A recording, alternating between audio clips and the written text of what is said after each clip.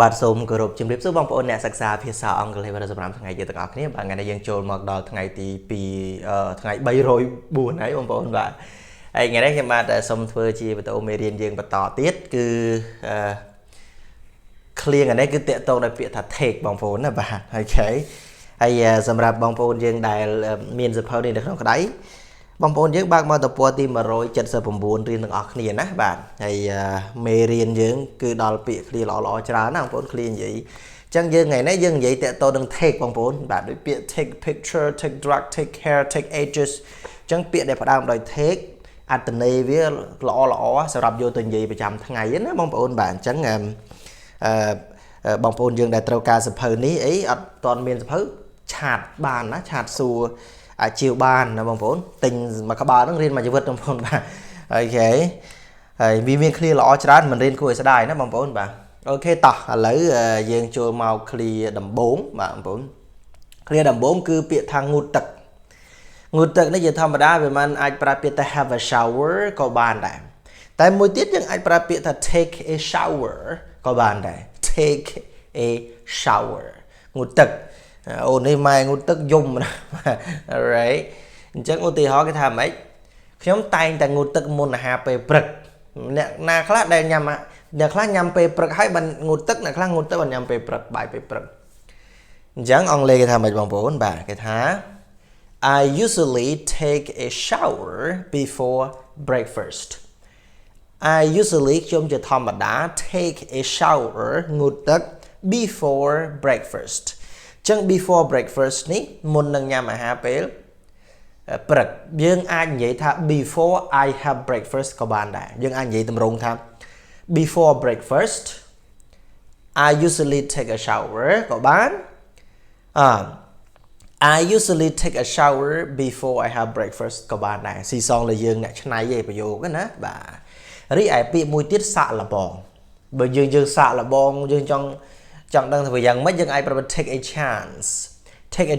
នេះស្មើពីថា try something អូខេបាទសាកល្បងវា alright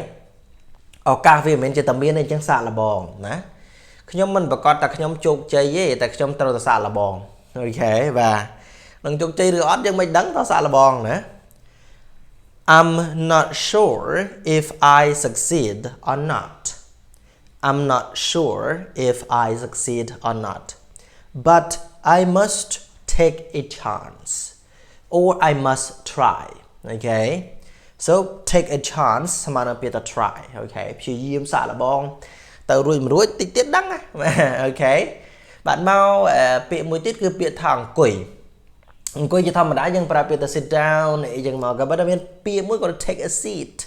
វាលយយើងកុំឲ្យចេះតែ sit ទៅ take a seat អង្គុយបាទឧទាហរណ៍បាទសូមអញ្ជើញអង្គុយចុះបាទសូមអញ្ជើញអង្គុយយើងអាចប្រើថា please take a seat or please sit down or you can use take a seat សូមអញ្ជើញអង្គុយ alright seat នេះគេហៅថាកៅអីកន្លែងគេអង្គុយអីហ្នឹងបងប្អូនបាទ alright ពាក្យមួយទៀតចូលរួមក្នុងអីមួយបាទតែចូលរួមនៅក្នុងកម្មវិធីឬក៏ចូលរួមនៅក្នុងសកម្មភាពអីមួយបងប្អូនដែលភាសាអង់គ្លេសគេថា take part in something ណាបងប្អូនបាទចូលរួមក្នុងអីមួយឧទាហរណ៍ខ្ញុំនឹងចូលរួមក្នុងព្រឹត្តិការណ៍រៃអង្គាសនេះដែរឬក៏យើងនិយាយយុទ្ធនាការរៃអង្គាសលុយអីចឹងណាបងប្អូនបាទដែលយើងប្រាប់ថា I will take part in this fundraising event ឬក៏ចឹង event នេះព្រឹត្តិការណ៍រីឯ fundraising នេះគឺប្រមូលថវិកាមកដើម្បីធ្វើអីមួយណាបើសិនជាបនផ្កាប្រាក់គេប្រើពាក្យ one អាចប្រើពាក្យថា fundraising ceremony បាទគេថាពិធីបុណ្យការប្រាក់បងប្អូនបាទ so I will take part in this fundraising event ខ្ញុំនឹងចូលរួមនៅក្នុង fundraising event ព្រឹត្តិការណ៍រៃអង្គាសណាយុទ្ធនាការរៃអង្គាសលុយកាក់យកធ្វើអីណាបាទពាក្យមួយទៀតត្រូវចំណាយពេលវាត្រូវចំណាយពេលដែរធ្វើអីមួយវាត្រូវចំណាយពេលដែលគេប្រើថា take time ត្រូវចំណាយពេលលើអីមួយអូខេអញ្ចឹងឧទាហរណ៍គេថាម៉េចវាត្រូវការចំណាយពេលយូរដែរដើម្បីឲ្យចេះនិយាយភាសាអង់គ្លេសវាមិនមែនចេះតែបានតាមចិត្តយើងទេមែនទេបងប្អូន take time it takes time to be able to speak English it takes time បើតាវាត្រូវការចំណាយពេលដែរបើយើងនិយាយថាវាត្រូវការពេលវេលាដែរត្រូវការពេលវេលាត្រូវការយើងចំណាយពេលណា to be able to speak English ដើម្បីឲ្យអាចយើងនិយាយភាសាអង់គ្លេសថាយើងរៀនទៅវាចេះតែចង់ប្រកែឆាប់ប៉ុន្តែវាត្រូវការពេលវេលាដែរមិនមែនតែតាមចិត្តចង់យើងទេអញ្ចឹងឡើងអត់ធន់ព្យាយាមណាបាទ it takes time to be able to speak English okay បាទមកពាក្យមួយទៀតកត់ត្រាទុកយើងកត់វាទុកនៅក្នុងអីមួយបងប្អូនបាទដែលយើងប្រើពាក្យថា take notesបាទ take notes កត់ទុកក្នុងអីមួយបាទអូខេឧទាហរណ៍កុំទុកចិត្តការចងចាំរបស់អ្នកតែម្យ៉ាងកត់ត្រាទុកទៅបាទន័យថាកុំសូវទុកចិត្តអាយើងចាំពេកតែតិចទៀតភ្លេចហើយអញ្ចឹងកត់វាទុកអូខេមាន notebook មួយ so don't trust your memory កុំសូវទុកចិត្តអាការចងចាំយើងពេក take notes please កត់ត្រាទុកទៅសភៅមួយកត់ទុកទៅជៀសវាងការភ្លេចបាទឧទាហរណ៍មួយទៀតឈប់សម្រាកលំហែបងប្អូនឈប់សម្រាកលំហែនេះយើងប្រើពាក្យមួយថា take a vacation បងប្អូនបាទពាក្យថា vacation យើងប្រើថាការឈប់សម្រាកណាអញ្ចឹងយើង take a vacation នេះគឺយើងឈប់សម្រាកទៅដើរលេងលំហែអារម្មណ៍ក្រោយពីជិះក្បាលវិលមុខមួយរយៈបាទអញ្ចឹងថតរូបគេប្រើពាក្យថា take a picture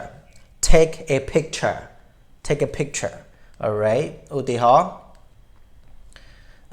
ខ្ញុំអាចថតរូបនៅទីនេះបានទេជួនកាលយើងឃើញមិនចិត្តទៅថតបានទេអាចគេហាមអីចឹងណាបាទ so can I take a picture here ខ្ញុំសុំថតរូបនៅកន្លែងនេះបានទេខ្ញុំសុំថតរូបជាមួយអ្នកមកប៉ុស្តិ៍បានទេកាលខ្ញុំនៅជាកូនណែនខ្ញុំចេះអង់គ្លេសមួយម៉ាត់ពីរកាលហ្នឹងបងប្អូនអើយបាទទៅអង្គរវត្តហ្នឹងទៅលេងអង្គរវត្តឃើញជនជាតិបរទេសមកហើយលោកប្រាប់ប្រយោគថាសុំថតរូបជាមួយប៉ុស្តិ៍បានទេយើងក៏ចង់និយាយអង់គ្លេសពេកហើយចេះតែមួយម៉ាត់ពីរហ្នឹងហើយមិនដឹងធ្វើបាច់ទេសួរលោកសុំថតរូបជាមួយគេអង់គ្លេសគេថាម៉េច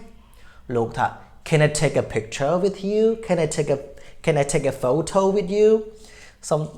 ដល់ពេលគេថា yes អូយអរណាស់បងប្អូននិយាយទៅគេជឿចិត្តស្ដាប់បានខ្ញុំរំភើបមែនណាបងប្អូនបាទមួយម៉ាត់ហ្នឹងនិយាយទៅគេស្ដាប់បានណា Can I take a photo with you Can I take a picture with you yes អូដល់ឡាអូចេះអង់គ្លេសមួយម៉ាត់និយាយគេស្ដាប់បានភើបបងប្អូនបាទប្រឡងពាក្យថាប្រឡងអង់គ្លេសគេហៅថា take an exam okay take an exam បាទឧទាហរណ៍គេថាម៉េចខ្ញុំតែងតែភ័យពេលដែលប្រឡងបែរបងប្អូនពេលប្រឡងភ័យហ៎បាទភ័យហើយញ័រដៃញ័រជើងអាត្រូវចាំហើយហ្នឹងអូយខ្លាចទៅសំណួរមកមិនចំអាពេលយើងត្រៀមបងប្អូនបាទ so I always feel nervous when I take an exam I always feel nervous ពាក្យថា feel nervous យើងបើទៅភ័យបុកពោះwhen I take an exam នៅពេលដែលខ្ញុំប្រឡងម្ដងបាទណាក៏ភ័យដែរបងប្អូនបើចេញមកចំអាកន្លែងត្រៀមទៅមិនអីកន្លែងចេញវាខុសទៀត alright ជីវិតអ្នកប្រឡងបងប្អូនបាទមានអីតែបថុយមានតែបថុយទេមើលទៅបាទ okay take a risk យើងបថុយបាទបថុយបថាណាបងប្អូន take a risk បថុយមើលវាមិនវិញបាទឧទាហរណ៍ខ្ញុំត្រូវតែបថុយហើយមកទៅមិនបានទេបាទអូខេ I need to take a risk បាទ I need to take a risk ខ្ញុំចាំបាច់ត្រូវតែបថុយសាក់លបងមើលវាមិនទេមិនមកក៏មិនតាខ្ជិលណាបងប្អូនបាទអូខេមកពាក្យមួយទៀតយើងចង់និយាយថាតាមស្រួលកុំឲ្យគេបញ្ញាប់ណាបងប្អូនកុំឲ្យគេបញ្ញាប់ take your time តាមស្រួលមិនបាច់បញ្ញាប់ទេឯងបាទ take your time បាទឧទាហរណ៍គេថាម៉េចតាមស្រួលកុំបញ្ញាប់អីខ្ញុំកុំបញ្ញាប់អីតាមស្រួលទៅណា take your time you don't need to hurry take your time ចឹងពាក្យថា you don't need to hurry ប្រែថាមិនចាំបាច់បញ្ញាប់ទេ take your time តាមស្រួលណាបាទអីទេបាទមកពាក្យមួយទៀតចំណាយពេលមួយរយៈបាទន័យថាវាចំណាយពេលយើង ត្រូវចំណាយពេលដែរណាអង់គ្លេសគេហៅថា take a while take a while បាទ take a while វាថាត្រូវចំណាយពេលដែរវាមិនចេះតែនេះទេបាទឧទាហរណ៍គេថាម៉េចវានឹងត្រូវចំណាយពេលមករយៈដែរដើម្បីបំពេញសំណើរបស់អ្នកបាទន័យថាម៉េច it will take a while to complete your request ចឹងកាលយើងស្នើសុំអីមួយចឹងវាមិនមែនដាក់ភ្លាមបានភ្លាមទេវាត្រូវ take a while to finish it will take a while to complete your request អានេះវានឹងចំណាយពេលមក plate ដែរមកស្ទុះដែរដើម្បី to complete ដើម្បីបញ្ចប់ your request សំណើរបស់អ្នកបាទមានឃ្លាមួយគេថាម៉េចចេញសកម្មភាពហ្នឹង take ដែរគេប្រើពាក្យថា take action take action ហ្នឹងមានថាយើង plan ឲ្យយើង take action តែម្ដងគឺធ្វើយកតែម្ដងអាហ្នឹងគេថា take action ឧទាហរណ៍គេថាម៉េចកុំបានតបោបាច់ចេញសកម្មភាពខ្លះទៅណាគេថាម៉េច don't be talkative take action don't be talkative កុំបានតបោបាច់បបោច take action ចេញសកម្មភាពមើលនិយាយពីនិយាយទ្រុស្ដីកប់ពពកតែអត់មានដែរចេញសកម្មភាពអីទេ so don't be talkative take action alright ចេញសកម្មភាពខ្លះមើលបាទមួយទៀតគេងចំណេញពីរបាទន័យថាយើងគេងប្រវាញ់គេងចំណេញពីអ្នកណាម្នាក់បងប្អូនគេប្រើពាក្យថា take advantage of អ្នកណាម្នាក់ចឹង take advantage of អ្នកណាម្នាក់គឺគេងចំណេញពីគេចង់ខ្សែលើគេបងប្អូនបាទគេងចំណេញលើគេចឹងអង់គ្លេសគេថា take advantage ថាកុំគេងចំណេញពីអ្នកក្រពេកមើលបាទអូខេ don't take advantage of the poor បាទចឹង take advantage of អ្នកណាម្នាក់គឺគេងចំណេញពីអ្នកណាម្នាក់ខ្សែលើគេណា the poor និងអ្នកក្រ so កុំគេងចំណេញពីអ្នកក្រឬកុំខ្សែលើគេអ្នកក្រពេកមើល don't take advantage of the poor អាមើលទៅគ្នាគិតតែគ្នាល្ងងកាគ្នានិយាយទៅពេលកាអាយើងថាល្ងងក៏ថាស្មោះក៏បានបងប្អូនបាទស្ងោះបែបល្ងងគេបោកគេស្អីទៅបងប្អូនអើយបាទនិយាយទៅឆាប់ស្ដាប់បងប្អូនបាទឃើញគេជិះឡានល្អតែងខ្លួនទៅនើបអីតិចមកនិយាយពីថាបាទធ្វើតាមពាក្យណែនាំពាក្យថាធ្វើតាមពាក្យណែនាំហ្នឹងគេប្រើពាក្យ take advice ពាក្យថា advice យើងប្រើថាដំបូលមានការណែនាំអញ្ចឹងយើង take advice យើងធ្វើតាមដំបូលមានគាត់អញ្ចឹងបងប្អូនបាទអូខេយើង take advice ណាម្នាក់ឧទាហរណ៍មិនចាំបាច់ធ្វើតាមពាក្យណែនាំរបស់គាត់ទាំងអស់ទេណាត្រូវតែជាម្ចាស់ការលើខ្លួនឯងណាកុំឲ្យស្ដាប់ទៅគាត់ពេកបែបហ្នឹងនិយាយមិនប្រកបត្រូវរហូតទេណា no need to take all of his advice no need to ខ្ញុំប្រែថាមិនចាំបាច់ណា no need to take all of his advice មិនចាំបាច់ធ្វើតាមភាគទូណែនាំរបស់គាត់ទាំងអស់ទេ be yourself ធ្វើជាម្ចាស់ការលើខ្លួនឯងខ្លះកំពឹងលើគេការណែនាំរបស់គេពេកបើតាមខ្លួនឯងខ្លះមើលបាទអូខេចំណាយពេលយូរបន្តិចគេប្រើពាក្យមួយទៀត take ages ហ្នឹងគឺថាពេលវេលាយូរពេលវេលាច្រើនណាអញ្ចឹង take ages ខ្ញុំប្រែថាចំណាយពេលយូរ take ages ឧទាហរណ៍បាទគេថាម៉េច it will take ages to be good at speaking keep going it will take ages បើថាវានឹងត្រូវចំណាយពេលយូរដែរ to be good at ដើម្បីបកកែខាងគេហៅថា speaking ការនិយាយណា keep going ស៊ូតាមពិតការនិយាយវាមានវិធីសាស្ត្រមានយុទ្ធសាស្ត្ររបស់គេនៃការប្រើពាក្យសម្ដីវាមានចេះតែនិយាយឯងបងប្អូនការនិយាយឲ្យគេស្ដាប់វាត្រូវមានសំឡេងវាមានការលើកដាក់សំឡេង intonation មាន face expression ទឹកមុខមាន body language មានភាសាកាយវិការវាផ្សំគ្នាទើបអាចទៅរួច so it will take ages to be good at speaking keep going បាទស៊ូបន្តទៀតណាបាទ alright មកចំណុចមួយទៀតមើលថែបងប្អូន take ដែរ take មើលថែដែលភាសាអង់គ្លេសគេហៅថា take care of មើលថែរក្សាណាបងប្អូនបាទ alright ឧទាហរណ៍មើលថែខ្លួនឯងផងណាកុំគេបារម្ភមើលថែខ្លួនឯងផង take care of yourself យើងចង់និយាយប្រាប់គេថា mơ thai con anh phong á, bong mình nấu take care of yourself. Ok bà mơ thai con anh phong trong sợi brave ha sếp krương nhiên ông bọn sếp krương nhiên take tiết đấy cao ta take drugs dừng sếp krương nhiên đó ông bọn bà take drugs ưu thì họ bà cái tham ấy dụ away chỉ trán cầm bông tại phật ra năng sẹp krương nhiên dụ away chỉ trán năng có chỉ riêng thao đá đấy là dụ chung cá mình group ở dụ phật ra bóng có phật đại chẳng có bồn bạn tại sao tại nó không sừng cung mũi miên ca control đồng sập xài trán nó bồn bạn plug tới plug đầy nó oi đồng one lực thực chất tao cái lại na khơi bài ra phạ ra năng appropriate bên năng chẳng á mà bồn hay ơi comment mình chạm vào rầm ấy và so many youth okay youth youth bảo vệ chỉ trán are drinking nó cứ phát rừng sẵn and taking drugs sự cơ bông tại pra tự nhiên trán á bằng phổ ba trán á tiếng nữ sọc sài cho nó bọt tiếng nó tí krong sọc ngày nắng á trán bạn trán mình tên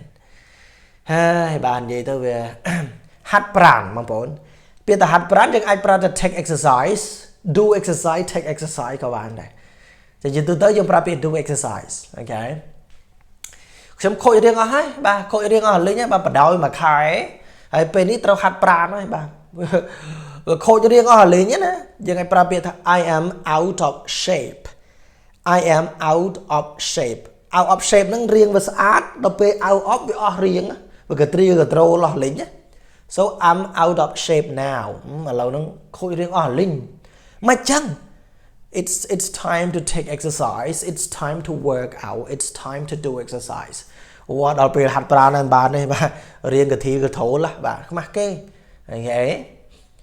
មកមួយទៀតគេប្រាប់ពាក្យថា take place ពាក្យថា take place យើងប្រែថាកើតឡើងស្មើពាក្យថា happen ប្ររពឡើង take place អូខេឧទាហរណ៍គេថាម៉េចមង្គលការរបស់យើងនឹងធ្វើឡើងនៅខែក្រោយអូខេចឹងអាចប្រើពាក្យថា our wedding will take place next month អូខេ our wedding will take place next month នឹងប្ររពឡើងនឹងធ្វើឡើងនៅខែក្រោយអូខេបាទអត់អីទេអូខេហើយពាក្យមួយទៀតពេញចិត្តពេញថ្លើមនៅក្នុងអីមួយយើងអាចប្រើពាក្យ take pride in something ស្មើពាក្យថា be satisfied with something បាទអូខេឧទាហរណ៍ខ្ញុំពិតជាពេញចិត្តពេញថ្លើមក្នុងមុខជំនួយរបស់ខ្ញុំបាទសប្បាយចិត្តណាស់ I really take pride in my business អូខេបាទអញ្ចឹងយើងមានប៉ុណ្ណឹងតើតទៅនឹងពាក្យខ្លះៗនឹង take ណាបងប្អូនហើយអរគុណច្រើនហើយសង្ឃឹមថាបងប្អូននឹងរៀនបានអ្វីដែលថ្មីយើងជួបគ្នានៅវីដេអូមួយក្រោយទៀតបាទសូមអរគុណសូមជម្រាបលាបាយបាយ